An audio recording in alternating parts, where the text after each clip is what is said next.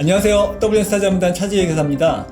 저번 시간에 이어서 이번 편에서는 부동산 세제 이외의 부분을 살펴볼 건데요. 이번 시간에도 정주용 세무사님과 함께합니다. 세무사님 안녕하세요. 네, 안녕하세요. WS타자문단 정주용 세무사입니다. 세무사님, 전달할 항목이 꽤 많습니다. 금융세제, 개인세제, 그리고 가업승계와 관련해서 중요한 항목들을 핵심만을 빠르게 살펴보도록 하겠습니다.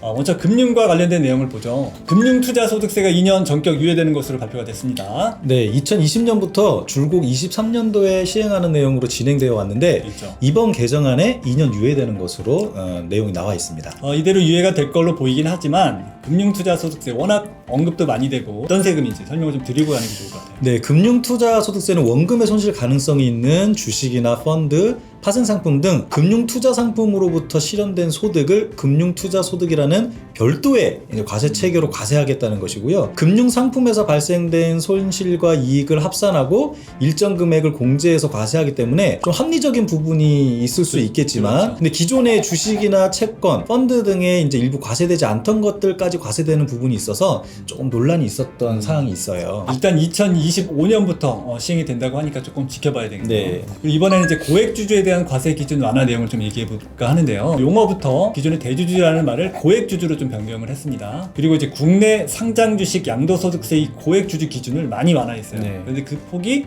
아주 파격적입니다. 네.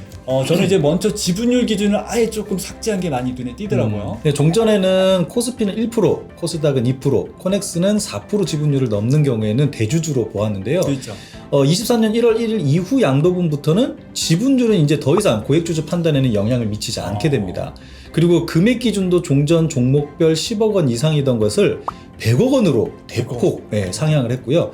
고액주주의 범위 판단할 때도 본인뿐만 아니라 직계 존비속 배우자의 보유분까지도 합쳐서 봤었는데 이제는 본인 기준만을 보고 고액주주를 판단하게 됩니다. 그러면 종목별로 그러니까 연말 12월 31일 본인 보유액만 이제 100억 원만 판단하면 되는 거니까 네.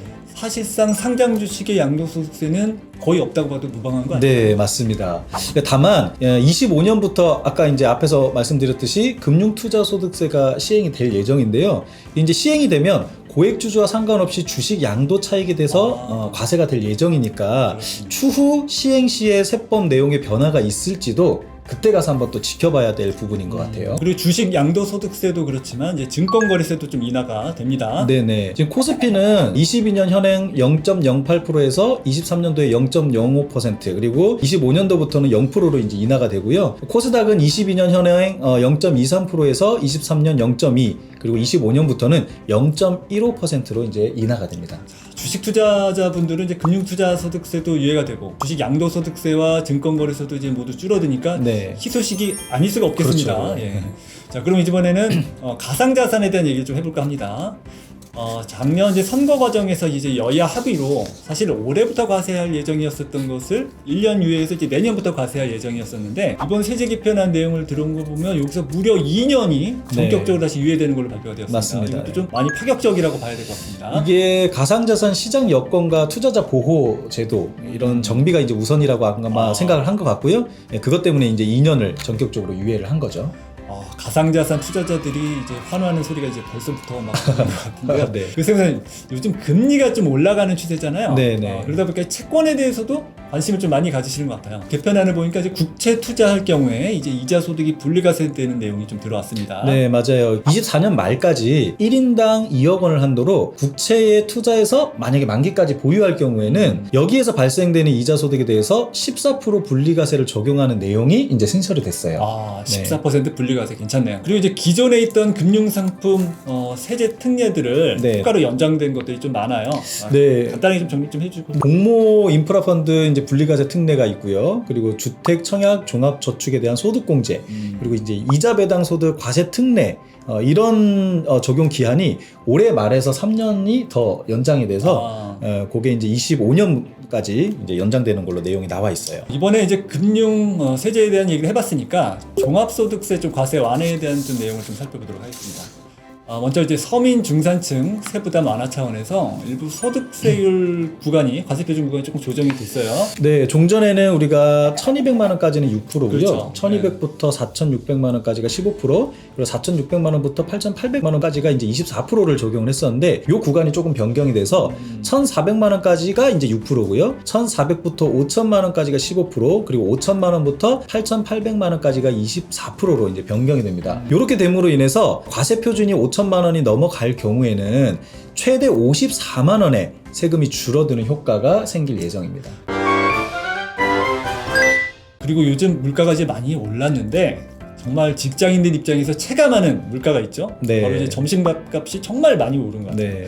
근데 제가 이 말씀을 왜 드리냐면 이번 세제 개편안에서도 식대 비과세 한도가 좀 확대가 된 게 좀 들어왔어요. 그렇죠. 이제 우리가 사내 급식을 제공받지 않는 근로자는 월 10만 원 이하의 식대를 받을 때는 그게 과세가 되고 있지 않았었거든요. 그렇죠. 근데 요것이 월 20만 원으로 2배가 이제 상향이 되고요. 그리고 이제 서민 주거비 부담 완화 차원에서 월세 세액 공제율이라든지 그리고 주택 임차 차입금 원리금 상한액 소득 공제 한도도 같이 상향이 됩니다. 그 월세 세액 공제는 이제 보니까 총 급여액 7천만 원 그리고 종합소득 금액 6천만 원 이하 무주택 근로자 등이 이제 받는 건데 세액 공제율이 월세액의 10% 그리고 12%에서 12% 15%로 이제 상향이 되었습니다. 그리고 이제 무주택 근로자가 차입한 주택 임차 차입금 원리금 상한액 소득 공제 한도도 기존 300만 원에서 400만 원으로 상향이 될 예정으로 보입니다. 그렇게 되면 이제 직장인에 대한 혜택이 좀 많이 늘어날 것으로 판단이 되고요. 근데 회계사님 만약에 이 두 가지는 내년 이후에 발생되는 소득부터 적용하는 게 아니고 지금 이게 개정안을 보니까 내년 이후에 신고 또는 연말정산하는 분부터 적용하기로 이렇게 이제 내용이 나와 있어요. 그럼 내년에 바로 혜택을 받을 수 있는 거네요. 그렇죠. 그리고 이제 직장인이 연말정산할 때 가장 관심을 가지는 부분이 바로 신용카드 소득공제가 아닐까 좀 싶거든요. 네. 이 부분도 좀 많이 바뀌는 것 같습니다. 네. 7월 1일 사용분부터 이제 영화 관람료도 공제가 가능하고요. 그리고 교통비 부담을 경감하는 차원에서 올 하반기 대중교통 사용분에 대한 공제율을 80%로 상향한 부분이 있습니다. 그리고 이제 이게 공제 한도 계산이 되게 복잡했었는데 이 복잡했던 공제 한도도 항목을 통합해가지고 되게 단순화시키는 부분이 이제 이 내용에 들어가 있어요. 네. 그리고 이제 이 외에도 기부금 세액 공제율을 이제 올해까지 적용 예정이었던 5% 공제율을 상향 연장했다는 부분도 또 참고하시면 될 것 같고요. 네. 그리고 이제 연금계좌 세액공제도 좀 많이 확대를 한 부분이 있어요. 네, 연금계좌 세액공제는 사실 나이와 소득별로 세액공제 대상 납입 한도에 차등을 이제 두고 있었는데 그렇죠. 그것도 이제 동일하게 연금저축은 한도가 600 그리고 연금저축과 퇴직연금을 합해서 한도 900만 원으로 일원화시킨 게 이제 좀 보이고요. 그리고 1주택 고령가구가 가격이 더 낮은 주택으로 이사를 하게 되면 1억 원을 한도로 연금계좌에 추가로 납입할 수 있도록 요번에 내용이 들어왔습니다. 추가 납입 부분은 참 그 좋은 아이디어가 네. 조건에 좀 반영이 된 거 아닌가 네. 하는 생각이 들었습니다. 그리고 이제 현행은 연금 소득이 이제 1,200만 원이 넘게 되면 종합과세가 돼가지고 타소득이 좀 있으신 분들은 높은 세율이 적용이 좀 불리한 부분이 사실 좀 그렇죠. 있었잖아요. 네. 근데 이제는 이제 1,200만 원이 초과할 경우에도 종합과세하고 15% 분리과세 중에서 유리한 쪽으로 선택을 해서 할 수 있는 부분도 정말 주목할 부분이라고. 그렇죠. 네. 그래서 이제 확실히 타소득이 많으신 분들한테는 이게 정말 큰 혜택이 아닐까 이렇게 생각이 듭니다. 선생님, 퇴직소득세 부담도 이제 많이 완화가 됩니다. 근속 연수별로 이제 공제해준 금액이 많이 늘어났어요. 근속 연수별로 이제 최소 70만 원에서 최대 180만 원까지 공제액이 늘어나게 됩니다. 근데 실제 사례로 얼마 정도 줄어드는 효과가 있을까요? 네, 뭐 예를 들어서 10년 근무한다고 가정하고 네. 10년 근무하고 퇴직금을 받는다 그러면 공제액이 1,100만 원 그리고 20년 근무하고 받는다 그러면 2,800만 원이 이제 공제액이 늘어나는데요.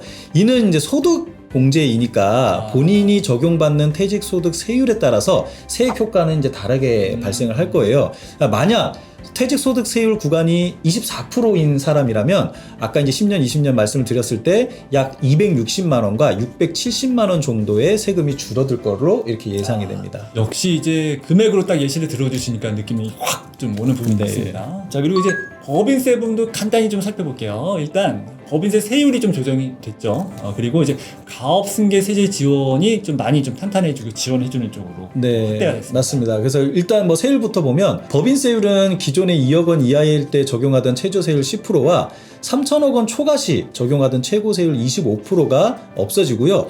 단순하게 200억 원을 기준으로 200억 이하는 20%, 200억을 초과할 때는 22%로 세율이 변경이 됩니다. 다만 중소 중견기업의 경우에는 5억 원까지 10%의 특례 세율을 적용하기 때문에 현재보다 조금 영세한 기업들은 세부담이 줄어들 것으로 보여지고요. 근데 여기에서 일부 부동산 임대법인은 중소 중견기업에서 제외되기 때문에 규모가 좀 작은 법인 중에서 이렇게 임대업을 하는 그런 법인들은 사실상 세부담이 증가되는 부분도 있게 됩니다.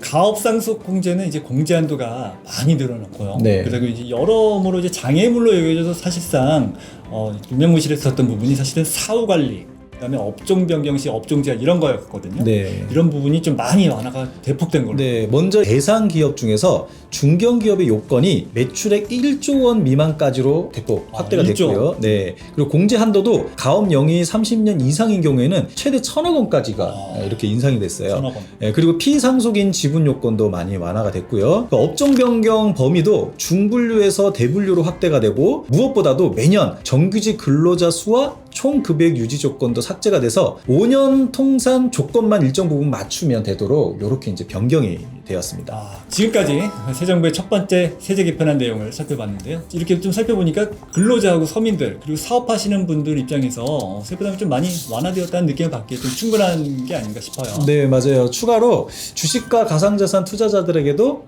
세부담이 많이 완화된 느낌이 듭니다. 그렇네요. 네.